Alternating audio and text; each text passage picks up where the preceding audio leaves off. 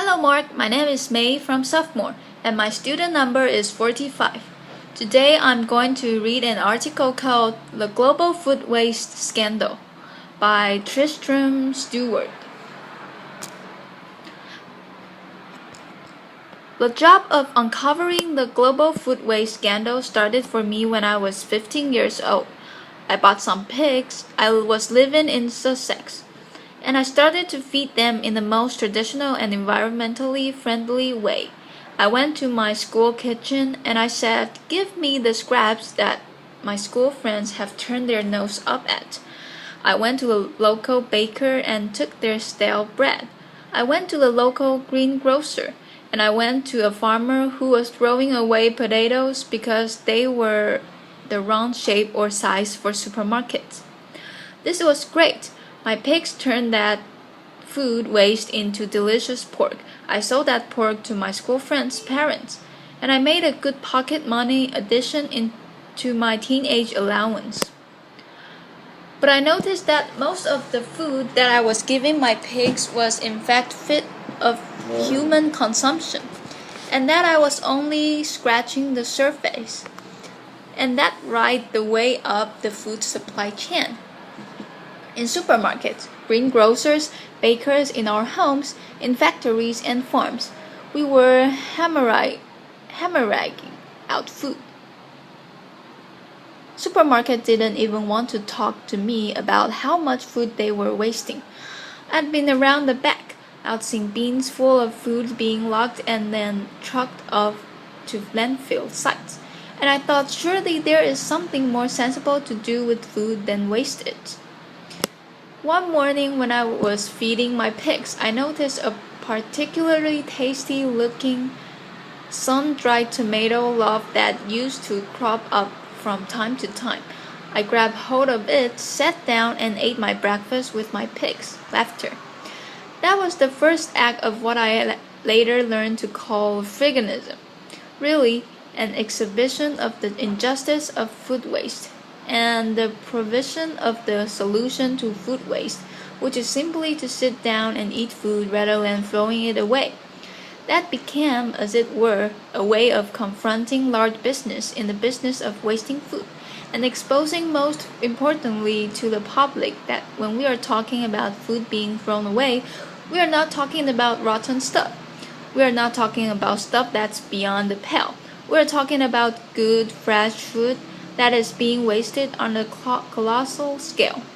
Eventually, I set about writing my book, really to demonstrate the extent of this problem on a global scale. What this shows is a nation-by-nation breakdown of the likely level of food waste in each country in the world. Unfortunately, empirical data, good hard stats, don't exist. And therefore, to prove my point, I first of all had to find some proxy way to uncovering how much food was being wasted. So I took the food supply of every single country and I compared it to what was actually likely to be being consumed in each country. That's based on diet intake surveys. It's based on levels of obesity. It's based on a range of factors that gives you an approximate guess as to how much food is actually going into people's mouths. That black line in the middle of that table is the likely level of consumption, with an allowance for certain levels of inevitable waste. There will always be waste. I'm not that unrealistic that I think we can live in a waste-free world. But that black line shows what the food supply should be in a country if they allow for a good, stable, secure, nutritional diet for every person in that country. Any thought about that line and you'll quickly notice that includes most countries in the world represents unnecessary surplus, and is likely to reflect levels of waste in each country. As a country gets richer, it invests more and more in getting more and more surplus into its shops and restaurants. And as you can see, most European and North American countries fall between 150 and 200% of the nutritional requirement of their populations. So a country like America has twice as much food on its shop shelves and in its restaurants than is actually required to feed the American people. But the thing that really struck me when I plotted all this data, and it was a lot of numbers, was that you can see how it levels off. Countries rapidly shoot towards that 150 mark, and then they level off and they don't really go on rising as you might expect. So I decided to unpack that data a little bit further to see if that was true or false. And that's what I came up with. If you include not just the food that ends up in shops and restaurants, but also the food that people feed to livestock, the maize, the soy, and wheat that humans could eat but choose to fatten livestock instead to produce increasing amounts of meat and dairy products, what you find is that most rich countries have between 3 and 4 times the amount of food that their population needs to feed itself.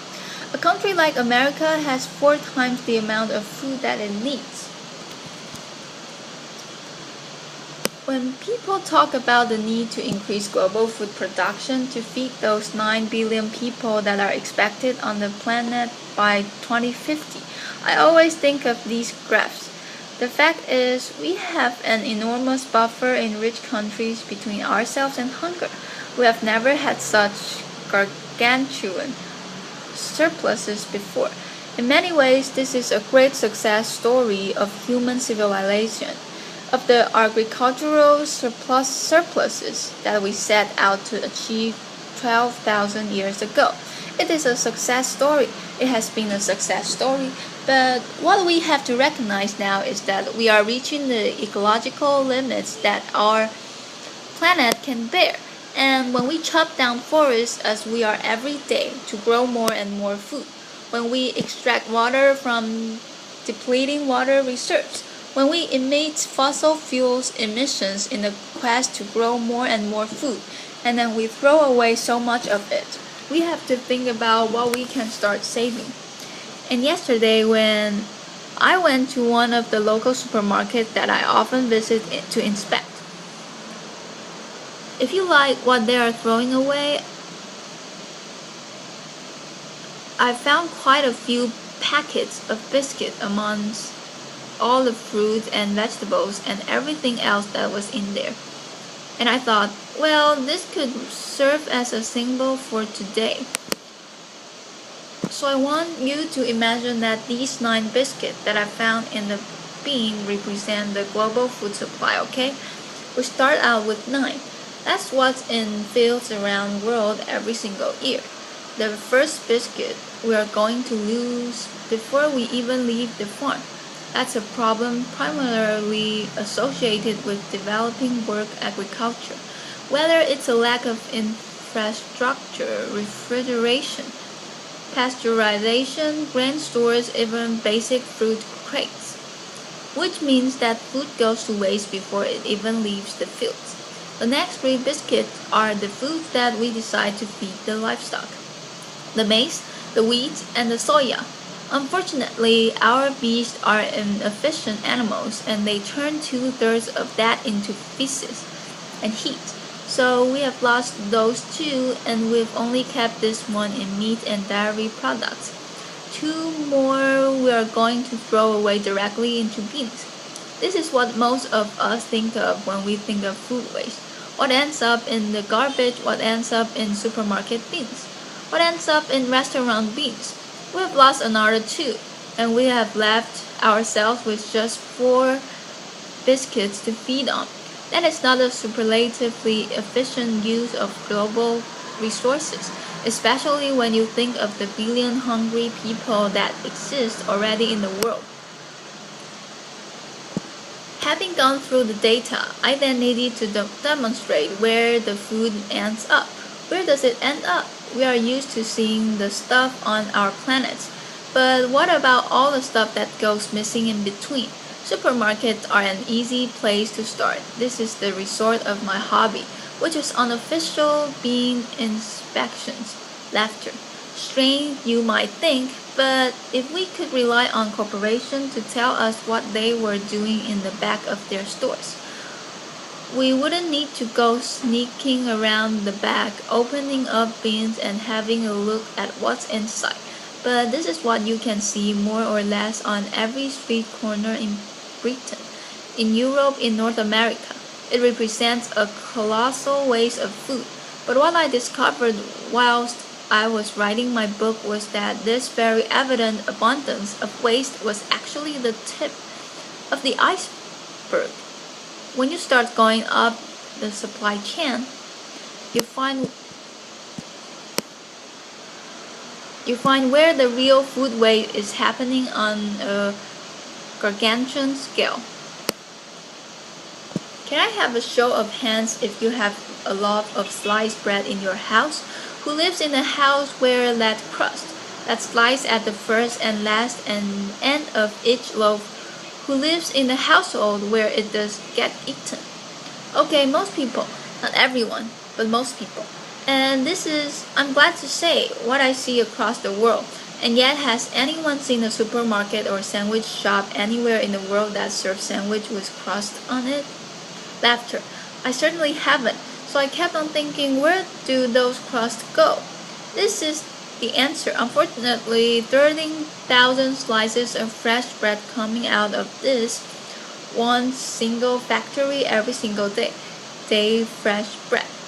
And in the same year that I visited this factory, I went to Pakistan, where people in 2008 were going hungry as a result of a squeeze on global food supplies. We contribute to that squeeze by depositing food in bins here in Britain and elsewhere in the world. We take food off the market shelves that hungry people depend on. Go one step up, and you get to farmers who throw away sometimes a third or even more of their harvest because of cosmetic standards. This farmer, for example, has invested 16,000 pounds in growing spinach, not one leaf of which he harvested, because there was a little bit of grass growing in among it. Potatoes that are cosmetically imperfect, all going for pigs. Parsnips that are too small for supermarket specifications. Tomatoes in Tenerife. Orange in Florida, bananas in Ecuador, where I visited last year, all being discarded. This is one day's waste from one banana plantation in Ecuador, all being discarded, perfectly edible, because they are the wrong shape or size. If we do that to fruit and vegetables, you bet we can do it to animals too. Liver, lungs, heads, tails, kidneys, testicles, all of these things which are traditional, delicious and nutritious part of our gastronomy, go to waste, awful consumption, has halved in Britain and America in the last 30 years. As a result, this stuff gets fed to dogs at best, or is incinerated. This man in Kashgar, Xinjiang province in western China, is serving up his national dish. It's called sheep's organs. It's delicious, it's nutritious, and as I learned when I went to Kashgar, it symbolized their taboo against food waste. I was sitting in a roadside cafe, and a chef came to talk to me. I finished my bowl, and halfway through the conversation, he stopped talking and he started frowning into my bowl. I thought, my goodness, what taboo have I broken? How have I insulted my host? He pointed at 3 grains of rice at the bottom of my bowl and he said, clean. Laughter. I thought, my God, I go around the world telling people to stop wasting food. This guy has thrashed me at my own game. Laughter. But it gave me faith. It gave me faith that we, the people, do have the power to stop this tragic waste of resources if we regard it as socially unacceptable to waste food on a colossal scandal.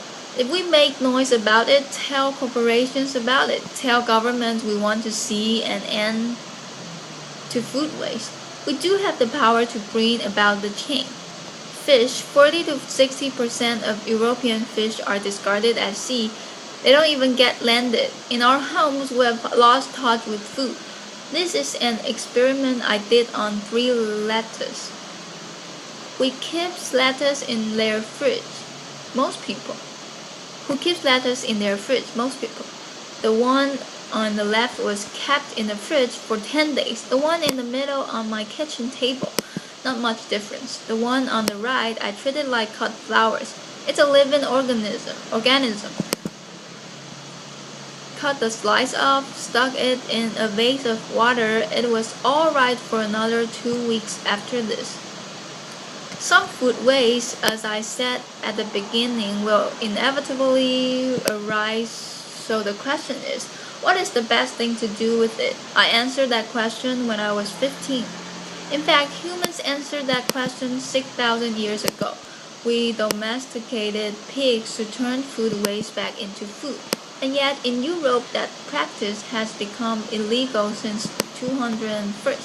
As a result of the food and mouth outbreak, it's unscientific. It's unnecessary. If you cook food for pigs just as if you cook food for humans, it is rendered safe. It's also a massive saving of resources. At the moment, Europe depends on importing millions of tons of soy from South America, where its production contributes to global warming, to deforestation, to biodiversity loss, to feed livestock here in Europe. At the same time, we throw away millions of tons of food waste, which we could and should be feeding them. If we did that and fed it to pigs, we would save that amount of carbon. If we feed our food waste, which is the current government favorite way of getting rid of food waste, to anaerobic digestion, which turns food waste into gas to produce electricity, you save a paltry 448 kilograms of carbon dioxide per ton of food waste. It's much better to feed it to pigs. We knew that during the war. Laughter. A silver lining it has kicked off globally the quest to tackle food waste. Feeding the 5,000 is an event I first organized in 2009.